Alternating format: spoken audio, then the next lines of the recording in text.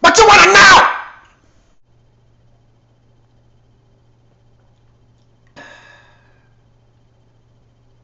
Good evening. Welcome to another edition of What Do You Want to Know?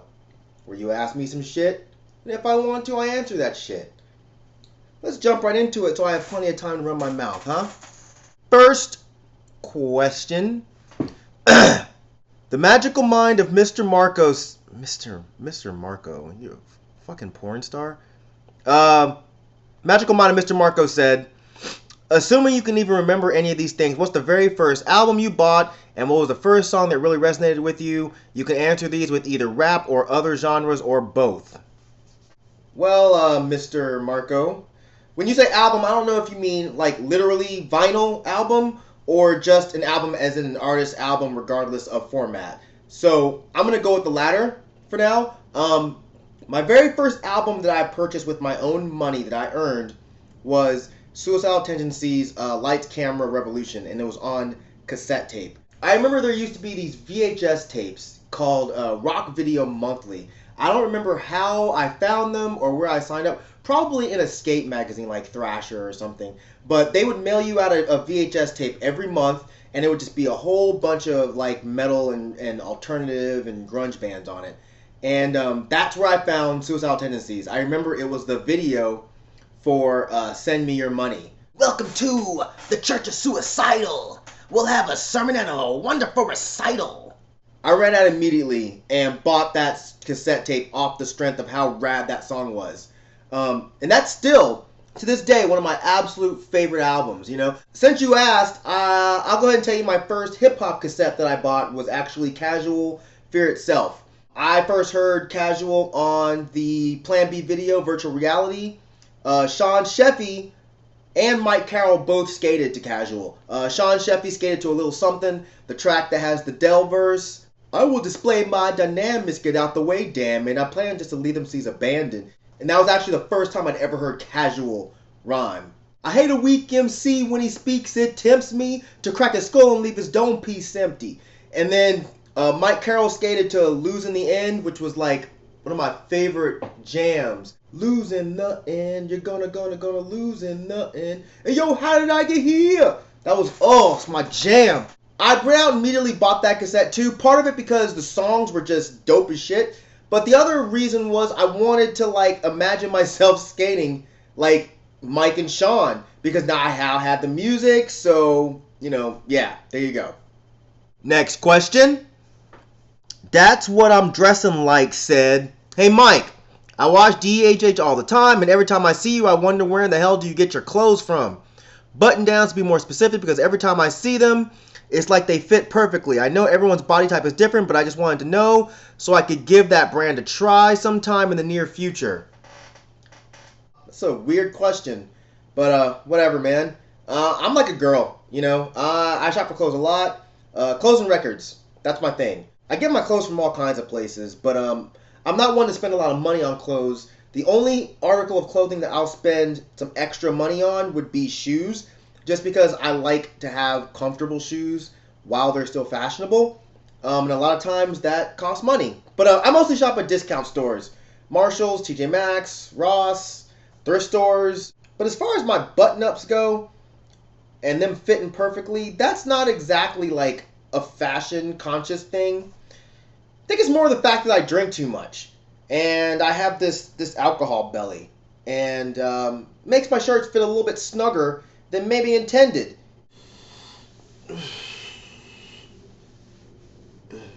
Yeah, I'm working on it. Okay, but thanks for bringing it up. Fat shaming is really not a cool thing to do. You know what I'm saying? I bet you feel so cool with your Shia LaBeouf abs. You know what I mean? Like, not everybody can wake up in the morning looking like the Situation from Jersey Shore. Some of us are all natural, and we're human too. Dick. Next question. Hello, Mike. My name is Jakara. I appreciate you doing that. You guys know how I am with trying to pronounce things that aren't standard American. I fuck them up every single time. So I appreciate that. And I'm Brenda's son. Before I ask my question, I wanted to tell you that I'm a huge fan of yours and I enjoy what you do. Okay, so late 2012, early 2013, I started to expand my curiosity into other music genres and decided to peep metal. And must I say, I enjoy it a lot. And I mean a lot! All caps, lot! I still consider myself a noob to this genre, so the question I have for you, being an OG in metal and being in a band, is how do you deal with racism in metal? I recall you saying on your Morbid Angel concert review that Dave Vincent was racist, and I wanted to ask you, can you enjoy a band's music despite their personal beliefs? This might sound kind of corny, but being a black dude that's in the metal, it would be kind of cool if you could share an experience where you had to deal with some type of racial injustice by associating yourself with a certain genre of music. Would I be wrong that I can't find myself to enjoy a band like Burzum because of Varg Vikernes' lifestyle? Thanks for reading my question and keep it trailing these streets, bro. Woo! It's a long question. Woo!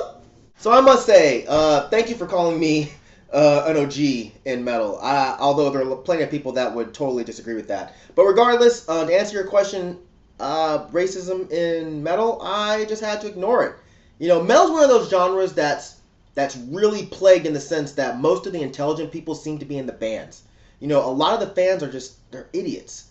You know, I started going to metal shows in high school, and I remember people there just being less than accepting. A lot. There was a time at a Brutality show where this chick kicked me in the shins as hard as she could just for walking by her. You know, and when I look back, she just yells, "What? What?" as these three big, huge metal dudes walked up behind her. So, now I can't say that was definitely racially motivated, but, I mean, I don't see what else it could have been. I wasn't bothering anybody. Then there was a time at a Shadows Fall show where there was this huge 7-foot-tall Nazi. Why he was at a Shadows Fall show, I have no fucking clue. Why I was at a Shadows Fall show, I have no fucking clue. How did I know the guy was a Nazi? Well, the white laces in his boots were kind of a giveaway, but the huge swastika tattoo on the back of his neck was a bit more telling. I spotted a friend of mine at the front of the show. I went up and started talking to him, and this fucker just starts ranting about, you know, I was here first, dude. You know what I'm saying? Take your ass to the back. Take your fucking ass to the back, man. So yeah, to avoid a fight with a Nazi, yeah, me and my boy just went to the back and had our conversation. There was also a time at a Broken Hope show where we got into a scuffle with this guy that went by the name of Pillsbury Satan and a bunch of his friends. He spit on a friend of mine. They spit back, and it just escalated from there. We thought he was just doing that because he was a dick, but it turns out it was more because he saw them with me, and that really bothered him, you know, them being nigger lovers and all.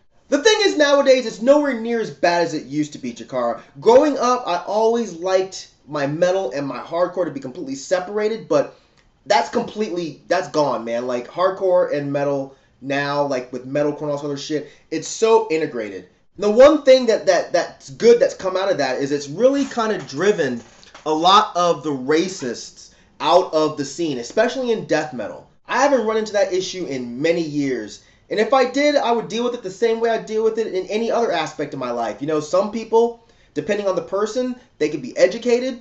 Some of them, they just have to be dismissed. It's that simple. But you can't discount a whole genre of music because of that, you know? And don't fault the artist based on what their stupid fans do.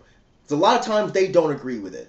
Also, remember, man, there's racism in every genre of music because people, in general, are racist. You know, I've witnessed racism in every scene, from metal to country, you know, even punk. But it's that subtle racism. And what I mean by subtle racism is, you know, knowing that you're one of the few black guys there and someone seems to make it a point to come talk to you. You know, it's not that they think you're cool or anything. It's like they're trying to make you comfortable. And by doing that, by overdoing it, they're making you more uncomfortable. It's really annoying.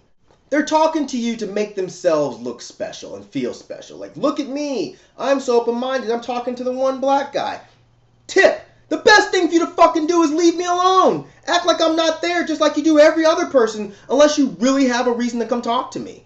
Or they talk to their friends in front of you about how cool you are and how it's so neat that you're into certain things. And you're like, oh man, isn't he cool? Like you're a fucking puppy dog or something. But the way I always saw it is this. I'm way more punk than them.